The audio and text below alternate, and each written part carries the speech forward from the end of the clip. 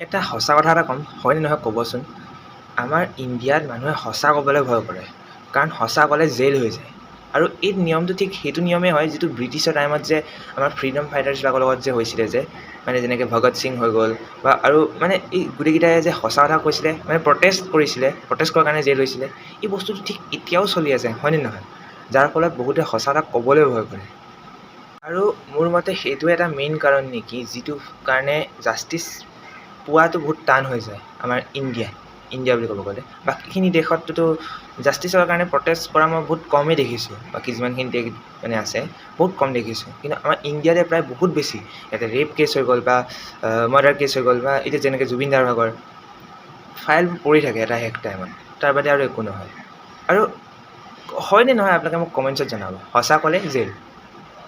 কেতিয়াবা ভাবোঁ যে পিছত মই যেতিয়া আৰু ডাঙৰ হৈ যাম, যেতিয়া মানে ল'ৰা ছোৱালী হ'ব ন মোৰ, তেতিয়া ল'ৰা ছোৱালীকেইটাক মই চাগে মিছা ক'বলৈ শিকাম নেকি, কাৰণ সঁচা নক'বি, সঁচা ক'লে জেইল হ'ব, তই মিছা ক'বি আৰামছে বেইল হ'ব।